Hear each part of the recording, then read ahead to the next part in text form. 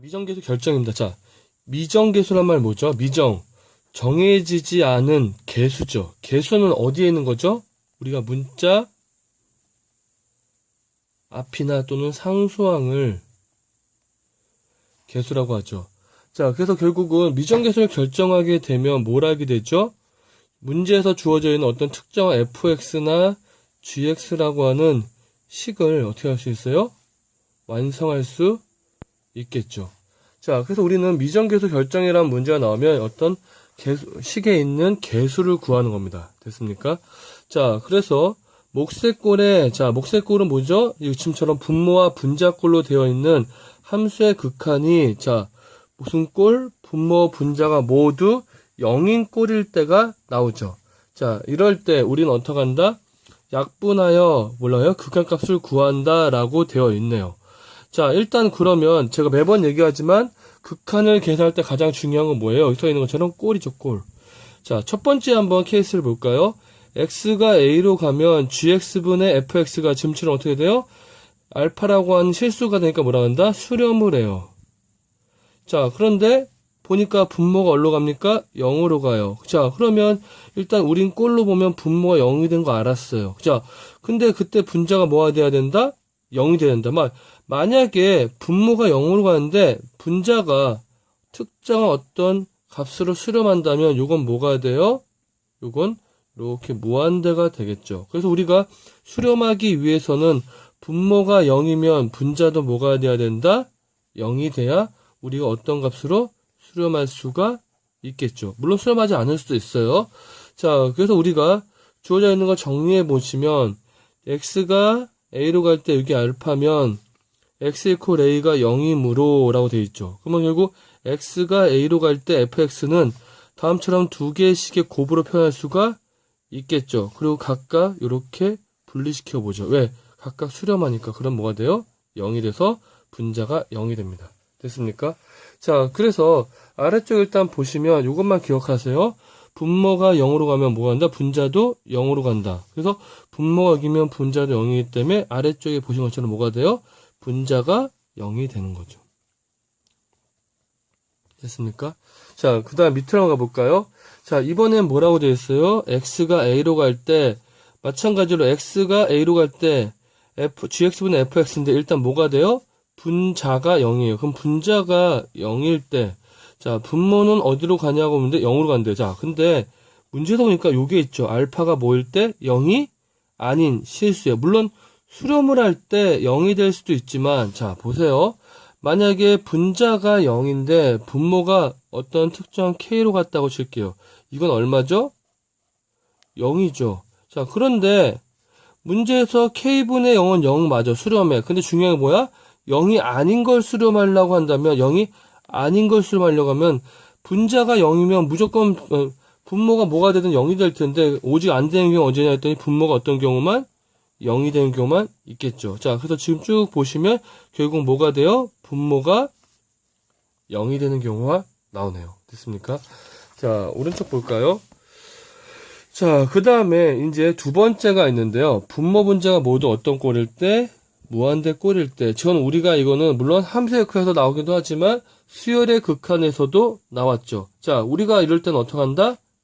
분모 분자가 모두 0이면 물론 인수분해를 통해 풀 수 있지만 우리는 특별한 무기인 짱의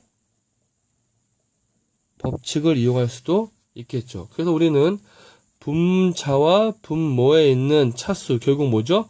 가장 차수가 높은 것만 골라요. 그래서 fx와 gx의 차수가 같으면 우리는 어떻게 된다? 이렇게 이 값으로 수렴하게 되겠죠.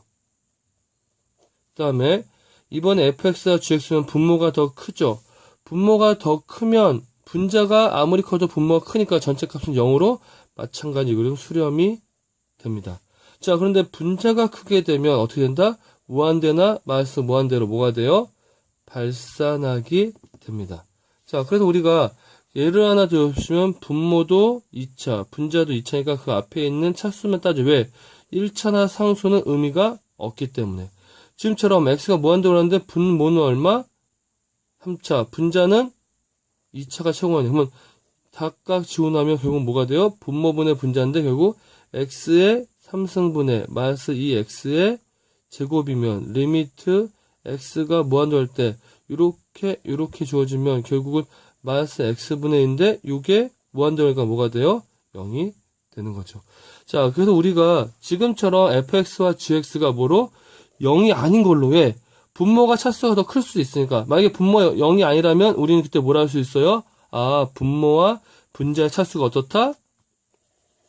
같다. 그랬을 때 최고차항의 개수가 결국 우리가 구하려고 하는 수렴값이 알 수가 있겠죠. 자, 넘어가 볼까요? 자, 그래서 한 장 넘어가 보시면 우리가 각각 A 값을 구해라 라고 하면 분모는 몇 차예요? 분모는 1차, 분자는 2차죠. 그러면 2라고 한 숫자 나올 수가 없죠. 그럼 일단 분자는 몇 차가 돼야 돼? 1차가 되니까 요게 0이 돼야 돼. 그러니까 A는 뭐가 돼요? 0이라고 잡을 수가 있겠죠. 그럼 분모도 2차, 분자도 이제, 분모도 1차, 분자도 2차 되니까 2분의 차수가 내가 2가 돼서 B를 구할 수가 있게 됩니다. 자, 그 다음에 요거는 일단 별 표시 한번 해보실래요? 자, 요거는 문제 풀다 보면 좀 상황이 좀 난이도 있는 문제일 때 나오는데요. 한번 보세요. 자, x가 a로 가는데 fx가 무한대이고요. 두 개의 곱이 수렴해요.